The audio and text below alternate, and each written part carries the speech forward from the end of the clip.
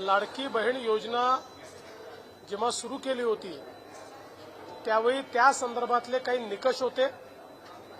त्या निकषाच्या आधारावर बहिणींना अर्ज करायला सांगितला होता आणि कागदपत्रांच्या पूर्ततेला वेळ लागेल म्हणून ही मुभा दिली होती की त्यांनी सेल्फ सर्टिफिकेशन करायचं, म्हणजे त्यांनी जे सांगितलं ते सत्य मानून आपण त्या ठिकाणी त्यांना लाडक्या बहिणीचा लाभ देणं सुरू केलं।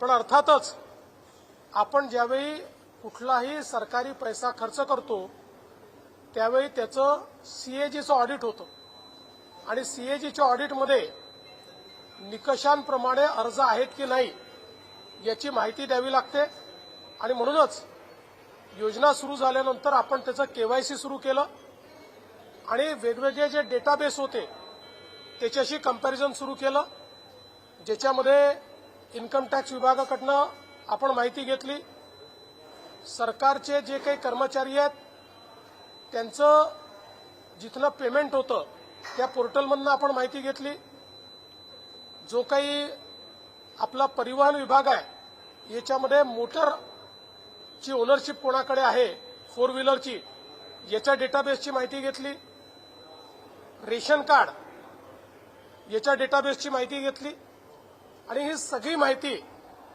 आपण ज्यावेळेस कोलेक्ट केली त्यावेळी असं लक्षात आलं की 5 लाख लोक असे आहेत ज्यांच्या घरी सरकारी नोकरी आहे, 14,000 तर पुरुषच निघाले, जवळपास 10 लाख असे निघाले की ज्यांचं उत्पन्न 2.5 लाखापेक्षा जास्तीचं आहे।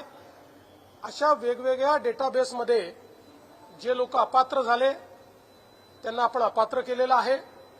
त्यासोबत आपण हे सांगितलं होतं केवायसी करून घ्या, म्हणजे जे काही माहिती तुम्ही सादर केलेली आहे ती आतापर्यंत सत्य मानण्यात आली आहे, आता त्याची कागदपत्र द्या। पण मोठ्या प्रमाणात केवायसी झाली नाही।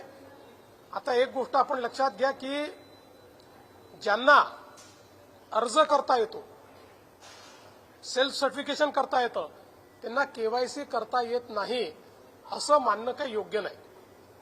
पण जवळपास 9 महिने सातत्याने पाठपुरावा केल्यानंतरही ज्यांनी केवायसी केली नाही ते अर्थातच कुठला तरी एखादा निकष पार पाडत नाही म्हणून त्यांनी केवायसी केली नाही। आणि म्हणून हे जे काही आत्ता या ठिकाणी जवळपास जे काही तुम्ही सांगितलं 60 लाख 80 लाख जो काही आकडा तुम्ही दिलेला असेल तर ते लोक या योजनेच्या पात्रतेचे निकष हे पूर्ण करताना दिसत नाही। जवळपास 1,70,00,000 महिला, थोडं आकडा कमी अधिक असेल 3-4 हजार, पण 1,70,00,000 महिला ज्या आहेत या निकष पूर्ण पार करतात, त्यांची केवायसी झालेली आहे, त्यामुळे त्यांना लाडक्या बहिणीचे पैसे मिळतच राहतील।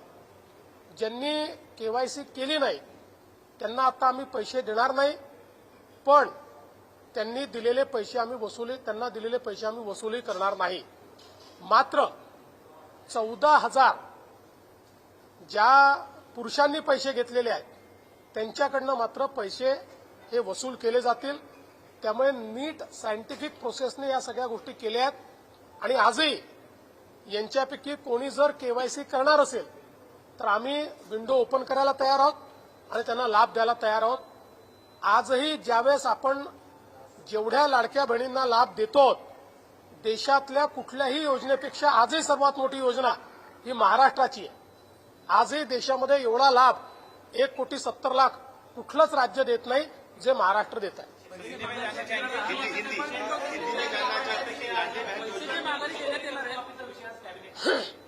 शेतकरी कर्जमाफीचा विषय कॅबिनेटला आहे, मंत्रिमंडळ त्याच्यावर निर्णय घेईल, पण आम्हाला इलेक्शन कमिशननी अट टाकली आहे। जेव्हा आम्ही त्यांना परवानगी मागितली तर त्यांनी अट टाकली आहे की तुम्ही विषय मंजूर करून पुढची कारवाई करा, पण त्याची घोषणा तुम्हाला करता येणार नाही। त्यामुळे आम्ही आज अधिकृत घोषणा इलेक्शन कमिशनमुळे करू शकत नाही। आज आम्ही निर्णय घेऊ, निर्णयाप्रमाणे कारवाई सुरू करू, इलेक्शन संपल्यानंतर त्याची घोषणा करू।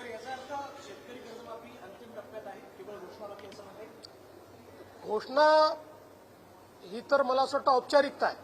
आज आम्ही निर्णयच करतोय त्याचा निर्णय आम्ही आज करतोय, पण काय निर्णय घेतो याची घोषणा आम्हाला करता येणार नाही.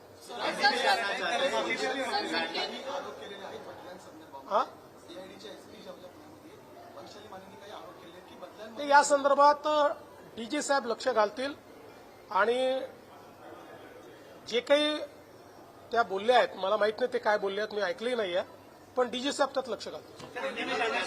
लाडली बहन योजना में 81 लाख महिलाओं के नाम वहां पर काटे गए हैं और 60 लाख से भी ज्यादा महिलाएं हैं, उन्होंने KYC भी नहीं की है. क्या इनसे पैसे वापस लिए जाएंगे जो पिछले 20 महीने से पैसे ले रही थी? देखिए, जिस समय लाड़की बहन या लाडली बहन योजना हमने शुरू की, उस समय कुछ उसमें कंडीशंस थी. चूंकि वो कंडीशन पूरा करने के लिए लोगों के पास कागज पत्र जमा करने को समय नहीं था, इसलिए हमने अलाउ किया था कि जो बहनें सेल्फ सर्टिफिकेशन करके कहेगी कि हम इन कंडीशन को पूरा करते हैं, उनको ये पैसा मिलेगा. उसके बाद वो पैसा देना हमने शुरू किया. पर आप जानते हैं कि जो सरकार का पैसा होता है उसमें सीएजी का ऑडिट होता है, और कोई भी सीएजी का ऑडिट जो होता है उसमें से लाभार्थी कंडीशंस पूरे करते हैं कि नहीं, इसका वेरिफिकेशन आपको करके सीएजी को देना पड़ता है. इसलिए उसके बाद हमने वेरिफिकेशन शुरू किया. इस वेरिफिकेशन में कई प्रकार की एनोमलीज ध्यान में आई. मसलन 10 लाख हमको ऐसी महिलाएं उसमें मिली कि जो हमने कहा था कि 2.5 लाख जिनको मिलते हैं उससे ऊपर, अगर 2.5 लाख से ऊपर किसी का उत्पन्न हो तो उसको इस योजना का फायदा नहीं मिलेगा. तो 10 लाख ऐसी हमारी बहनें थी कि जिनका जो वार्षिक उत्पन्न था ये 2.5 लाख से ऊपर था. 5 लाख ऐसी बहनें थी कि जिनके घर में सरकारी नौकरी थी. 14,000 तो पुरुषों ने ही उसमें अप्लाई किया था. हमने इनकम टैक्स का डेटा लिया, हमने परिवहन का डेटा लिया. इन सारे डेटा के साथ या एक घर में 2 बहनों को देना चाहिए था, तो हमने जो हमारा रेशन कार्ड का डेटा है उस डेटा को भी इस डेटा बेस के साथ रन किया. इसमें जो लोग वायलेट कर रहे थे, जो लोग कंडीशंस पूरी नहीं कर रहे थे, उनको हमने अब रोक दिया है. साथ साथ हमने केवाईसी करने को कहा था. 9 महीने तक लगातार हम लोगों ने नोटिसेस भेजी, लगातार कहा, एक्सटेंशन दिया, फिर भी जिन्होंने केवाईसी नहीं किया, इसका मतलब यह है कि कोई न कोई कंडीशंस में वो नहीं बैठते. इसलिए ऐसे लोगों का अभी जो हम लोग उनको पैसा देते तो हमने बंद किया है. उनमें से कोई अगर आगे भी केवाईसी करेगा तो हम उसको पैसा देंगे, लेकिन अब इसको हमने इस पर फ्रीज किया है. और साथ साथ ये भी फैसला किया है, इनमें से किसी के भी पैसे वापस हम वसूलेंगे नहीं. केवल जो पुरुषों ने महिलाओं के नाम पर पैसा लिया है वो वसूला जाएगा. और मैं ये भी बताना चाहता हूं, 1,70,00,000 महिलाओं की सारी कंडीशन फुलफिल हो गई है. उनको पैसा मिलते ही रहेगा, योजना कभी बंद नहीं होगी.